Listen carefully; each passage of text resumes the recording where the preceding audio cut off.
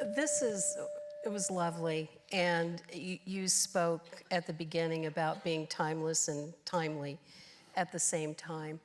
And love is certainly timeless and timely, but so are darker forces, hate, conflict, the same.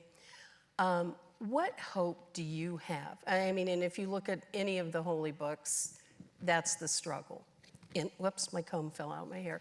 Anyway, that's the struggle in all the books. What hope do you have that it's not going to be such a struggle forever? Is there a way for permanent change, for people to transform? Forever is God's business. We are children of the now. In every breath, I am responsible for the tiny bit that I can do to alleviate somebody else's suffering and to bring a slight ray of love and goodness into this world. I know it will not always be like this because God is a beautiful God and God is a good God. And injustice cannot last forever, just as the darkness of the night cannot last forever. And we see this. All of our scriptures have accounts of people behaving horribly. Because we also need to know how to respond to something like that, as we keep remembering that the world is not divided between good people and bad people, but that these are struggles inside every single one of us. The stories we read in scriptures are mirrors, so that we can figure out that we are the followers of the prophets and we are the infidels. Now, some of us are doing a much better job of embodying certain aspects of what we kind of see. I come back to this notion that we're in this together. Either we go up together and we get to a place of learning to live in beauty with one another, or we all go down together. We haven't figured out so far how to live on any other planet. More planets out there, more galaxies out there than there are grains of sand. This is the one home we've got. And if we mess this one up, there is no plan B. So we can bomb bodies into pieces, but we cannot bomb our way into peace. Peace is not a destination, it is the path. And we've got to figure out, what does love in action look like now? And then the ones who will come later, and God himself, can take care of eternity. Okay, thank you. And I think it's time for our interlude.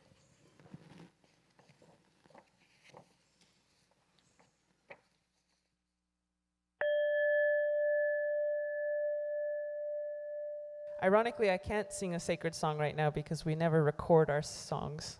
They're always done in a different type of context, but I'll sing a different one that I wrote.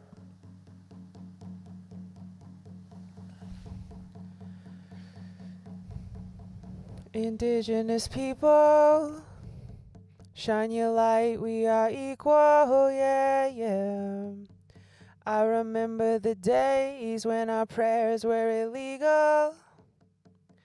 I remember the days when being Indian was lethal, yeah, yeah. Yeah, we had a rough past, but get ready for the sequel. Get ready for the glorious comeback of our people, oh, yeah. Rise up, all you warriors of love, all you answers to the prayers of our ancestors from above. I could feel it in my heart, can you feel it in your blood? I could hear the seventh fire calling us to wake up. All nations rise, rise up, 'cause now's your time. We don't have to hide anymore, 'cause now's our time. With forgiveness as my bow and my prayers as my arrows, pull it back and let it go. I watch them fly like sparrows. Have hope, have hope. With compassion as my shield and faith down to my marrow, we will walk the pollen path even when it gets narrow. Yeah, yeah. Resurrect. Yes, you can bet that we seen the single mama raising children on the res. We seen domestic violence tear apart what we have left. We seen the alcohol take it all and leave us dead. We've seen the children take their lives when they can't take the dread anymore. Can't take the dread anymore. Or no, we won't take the dread anymore. 'Cause we can't take the dread anymore. Yes, it's a war, but we've seen it all before, and now we know we can change it, 'cause that's why we were born. We know we are the ones that we have been waiting for. Yes, we are the ones that Grandma has been praying for, so rise up. All you warriors of love, all you answers to the prayers of our ancestors from above. I could feel it in my heart, can you feel it in your blood? I could hear the seventh fire calling us to wake up. Pueblo hermoso, levántanse, es nuestro tiempo. No tienes que esconderte más, porque ahorita es nuestro tiempo. This next verse is in Spanish to honor all the indigenous peoples who live south of the imaginary border. And even though Spanish isn't their indigenous language, a lot of them speak it, so I'll speak to those relatives too. Mujer indígena, tú eres tan sagrada y traigas medicina de tu suelo todavía. A pesar del abuso de tu cuerpo y tu tierra, respetamos tus ancestros y la suya cultura, hombre indígena.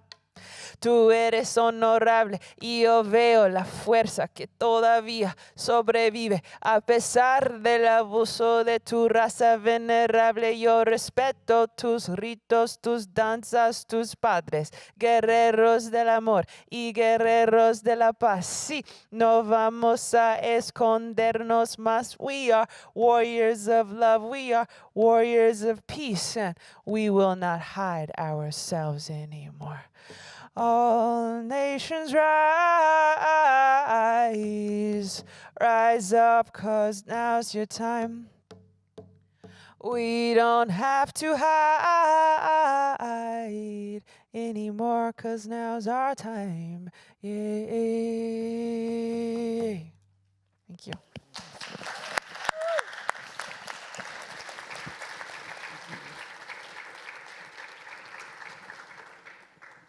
Thank you all for playing that. I'm sorry she couldn't be here, but that she will be here later today. Before we begin the next portion, which is a conversation, is there anything that you heard your fellow panelists say that you would kind of like to expand upon or ask a question about, or anything that you would like to say a little more about? Yeah, this paradox about the fact that we humans have such beautiful qualities in us, yet at the same time we keep doing horrible things. So I don't know, it doesn't seem, I don't know whether that is a question of knowledge gap. I don't think that is the case.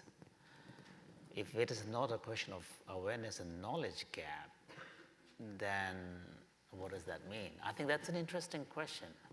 And you can see across the three traditions represented here, when it comes to the importance of love and compassion, when it comes to the power of that, when it comes to the recognition that that is at the heart of what it means to be truly human, there is a universal consensus. There is also a kind of an appreciation that if we can tap into that, there are deep powers there, that can really make us be more than human if we want.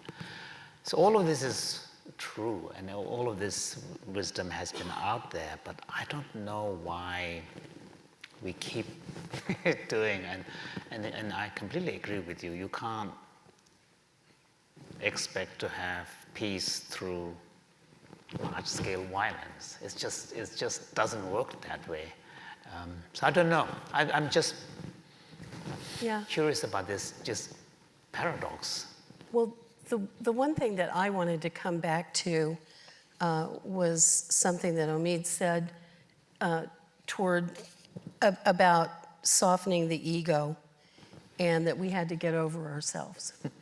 And I kind of would like to talk about that a little bit with you all, because it seems to me that we heighten our divisions, we heighten our differences, and that is, I think, a function of ego. And we're number one, and two, we talked about this a little bit before about love and what is it, and what can you, is it in itself sacred, or are there things that we can do to confer that on it? And it seems to me that humility is a part of that. And I'd kind of like to talk about the role of that in all the traditions here and how we can apply it to our own lives. And I don't expect any of us to be able to do like grand scheming, grand scheme Napoleonic things. We can only do what we can do, which is, I think, what each of you said. So let's start with humility. Who would like to go? Oh, nobody wants to say, I want to be first on humility. That was a dumb way to frame it. Okay, I would invite one of you to go first. That's another value that is universal in all the world religions, that's whether it is expressed in the form of humility in the face of God, but in a kind of a non-theistic tradition like Buddhism, again, humility is understood in the sense that recognition of yourself as just like another person next to you. This kind of humility in the sense of you're not, you should not think that somehow you are different, you're special. So I think humility is, if we are talking about the problem of ego, humility is the antidote. Humility brings us real. I remember one of the very powerful things His Holiness the Dalai Lama has said was, in one of the interviews, there was the person was trying to get to him to express his frustration of being in exile as a refugee. And he said, well, that's true, but he said also being a refugee, brought me humility. And he said it made me feel closer to reality. Because when you're not humble, then your vision of reality is very exaggerated. But if you are humble, then your understanding and appreciation of reality is closer to the truth. So that's a fact. So, and there's a reason why humility is such a virtue in all the great traditions. We heard Jinpa use the beautiful metaphor of planting seeds. You can't plant seeds on stone. It will not take root. True. A seed can only take root on a soft soil. And in our language, we have different words for love, but one of them, it comes from the word for seed. So we have to plant love seeds. And there's a line of Sufi poetry, let us take a vow, you and I, to only plant seeds of love in the garden of our hearts. When you read the Torah, when you read the Bible, when you read the Quran, when Moses goes to meet with God, he's told to take off his shoes. And here we are in this living room, and we got a beautiful Persian carpet right here. In Eastern homes, when you go to visit somebody, you take off your shoes. True. You don't wear your shoes. Only Americans wear their shoes inside your house. And you try not to say anything, because mama raised you right. But they tell you that the shoes that you're taking off, that's a symbol of the ego. Mm-hmm. Park your ego outside and come with the heart and be received as the heart that you are. And then you can come softer, because there's actually life in softness. And there's strength in heart, in that kind of softness of the heart. We have this strange masculine notion that what is strong is what is hard. You want to see strength, go watch somebody give birth. Yes. You have never, you've never seen strength like that. And I watched where the baby is coming out of, and I was like, really, God? Like, you didn't have like a secret gate that could just open and the baby, like that is,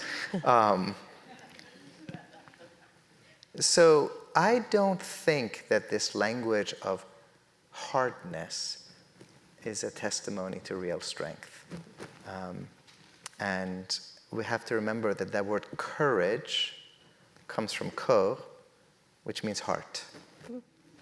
Real courage is to live through the heart. Thank you, Brother Paul. Yeah. Well, that's beautiful. And the idea of planting a seed in the soft ground. Well, of course, the word humility comes from humus, the Latin word humus. And so humility is a matter of being grounded. Now, I take off my shoes when I go outside into the grass. So, and it's called, they have a medical term for it now. It's called grounding. And it's good for your soul. Your soul, and it's also good for positive and negative electrons in your body. But so to be close to the earth, to be grounded, to be open to reality, and of course, the suffering of other people, and you know, what is so overwhelming now is the suffering, the sheer suffering of these people in warfare. I mean, it just boggles me. And yet, part of my vocation is simply to identify with that somehow. I mean, and I'm not good at it, because you know, I want to protect myself. No, you don't look at the news very much. It's just too much to cope with. And yet, you can cope with it and just bring it before God. You know, it makes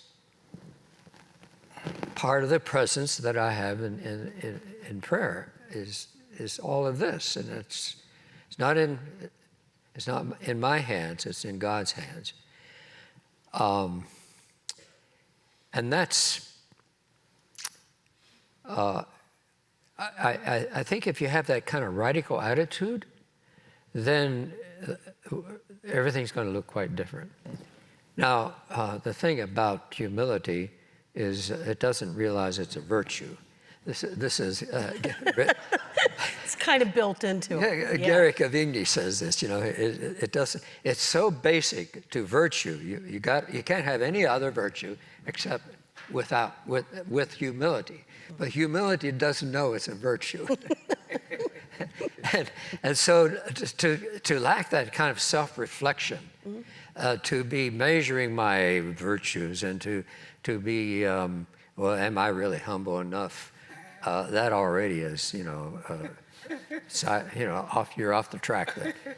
So I can't brag about how to be humble, knowing about how to be humble. Now, the rule of St. Benedict has 12 degrees of humility. Okay. And starting out with, basically, the thing is just to be in the presence. aware of the presence of God, that God is always looking at me. Well, God looks at me, you know, maybe judgmentally, and I'm afraid too many people think of that. But you know, if you're sitting on the porch and you're watching your kids play, God is like that. You know, He's watching us play, and He just gets a lot of pleasure and joy out of that. And I think that's what that kind of first degree of humility is about. And the last degree of humility is that you know, you forget all about all this stuff, and you just run in the way of the Lord. And so you go through all these struggles, but then at the last, you know, love is just what makes you sail. You know, it's what you all were saying caused me to remember that one of my favorite musical artists began his day every day. When he woke up, he said, "Thank you." That was how he started. Thought that was kind of neat. Okay, so let's talk a little bit. We've brought up the news. What would you advise to us about having this sort of loving attitude and loving nature as we watch or read the news? You want to go first?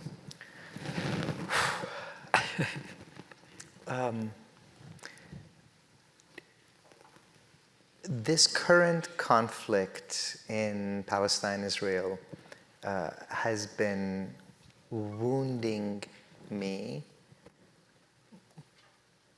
in ways that continue to surprise me. I've lived through a war. I've lived through bombings. I know what it's like when the bombs fall a few houses away from you. So this is not abstract for me.